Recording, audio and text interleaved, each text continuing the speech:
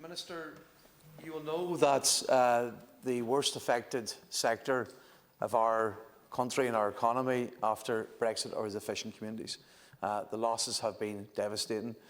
And it's not just the offshore sector. I mean, we've had the Inshore Fishermen's Association here in the committee and in the AV room making presentations about the serious state of crisis of the industry. They've repeatedly asked for support in terms of fuel subsidy. Now, that fuel subsidy has been provided in other European member states by their governments to provide support, but no state was more impacted by Brexit than Ireland. No fishing community was more impacted by Brexit than the Irish fishing community. Yet we are one of the only European member states that did not receive any financial subsidies for our sector. Meeting after meeting, all the different representative organisations, be it the producer organisations, the inshore, the islands, every single part of the industry has been crying out for a fuel subsidy. They've raised it again and again, and every time your colleague Minister MacLochlainn talks about how they're monitoring the prices, they just willfully refuse to provide the supports to our fishing community. And I think that when you look at the BIM report, the Bord Bia report and the decline of the industry, when you talk to fishermen all across the coast, there is profound anger. They feel like they're abandoned. They feel like there's no plan. But for the life of me, I cannot understand why your government continues to refuse to provide the necessary supports. And, you know, when we talk about climate change and we talk about the forms of energy protection and so on that are required, I mean, it just is astonishing, really, that when you have particularly your inshore sector who didn't get any supports through tie-up schemes, who didn't get decommissioning offers, particularly the inshore sector, the islands communities, I find it absolutely despicable that they have got no fuel subsidies whatsoever. Absolutely despicable, frankly, Minister. And I don't know how many times, particularly the inshore fishermen, have to come into this House and appeal and beg for support. Recently they met the Minister. I understand some of them walked out of the meeting. Literally had to walk out. Nothing on the table in terms of financial support. So I'm taking this opportunity, this debate tonight, to appeal to you directly, Minister. Please talk to the Minister for the Marine, Charlie McConlogue, and ask him, how on earth can it be that we are not able to provide the supports necessary to our inshore fishermen? Over the past few years, we have witnessed a steep and relentless climb in fuel prices, a trend that has become a significant contributor to the deepening poverty among our people. It is a punishing reality that those who use the road to earn their living by car, by van, by tractor or by lorry are met with the harsh penalty of soaring fuel costs amidst an already crippling cost of living crisis. The repercussions of these escalating costs are felt throughout my constituency of Meath West and beyond. This Government's decision in last October's budget to restore the higher excise duty on fuel to the level it was at before the temporary cut in 2022. Fuel will now be hovering at a staggering $1.80 to $1.90 a litre. For families living in Meath needing to run 2 cars, it is another hammer blow. Broadband, TV, mobile phone companies are also expected to increase the price of their services in the coming weeks. So it's fuel, tech, energy, food, rents, entertainment, healthcare, etc. are all managing to siphon thousands of euro from hard-hit household budgets all over the country. And did we mention mortgages, where the annual cumulative impact of 10 ECB increases since July of 2022 could now be adding an eye-watering $5,000 per year for the tracker mortgage holders, with fixed and variable mortgage holders suffering also. That is, you can actually afford to buy a house anywhere. And worst of all, the high cost of living in Ireland is forcing thousands to look beyond our shores and emigrate. Minister, your own acknowledgement of the hardship faced by households and businesses starkly contrasts with the Government's decision to permit successive fuel hikes. This, in effect, stands as a silent witness to the suffering of people who are already bearing the brunt of the cost of living crisis. The latest monthly fuel price survey by AA Ireland paints a grim picture.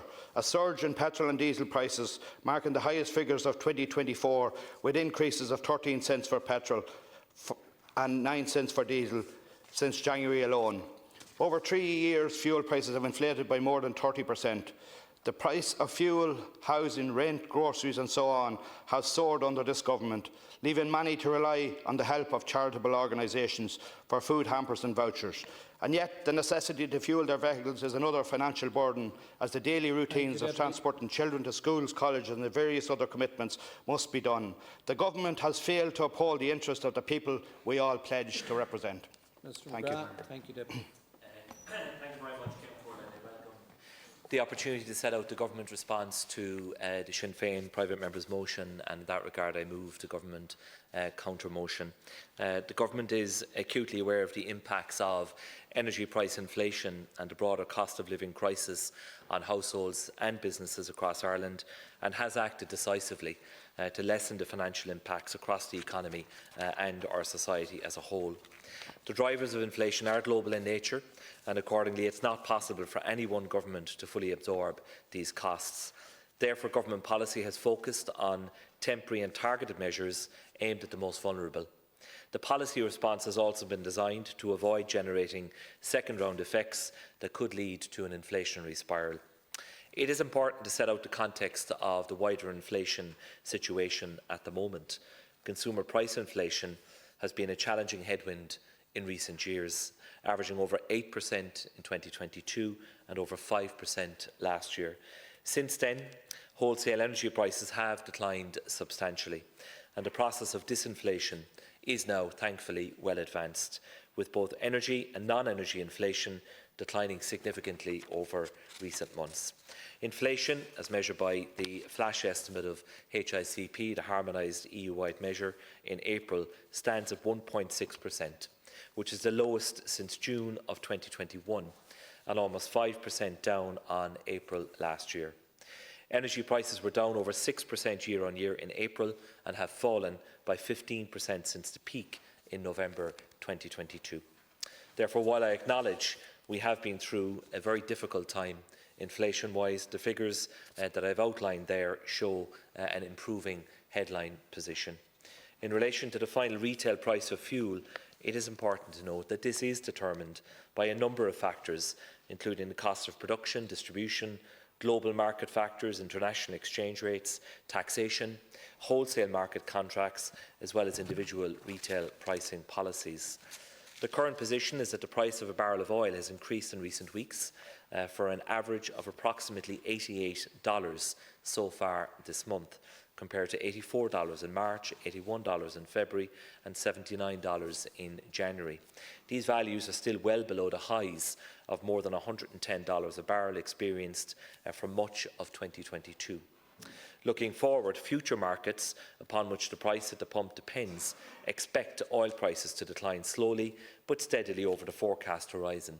By the end of this year, the price of a barrel of oil is expected to be approximately $82, $77 by the end of next year and $74 by the end of 2026. But of course there are no guarantees.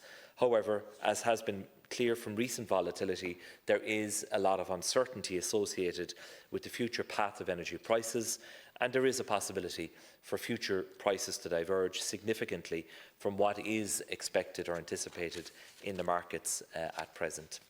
The government is very aware of the severity of the financial impact that fuel price increases have on Irish households and businesses, and I will outline how we have responded to lessen the financial burden being faced by society.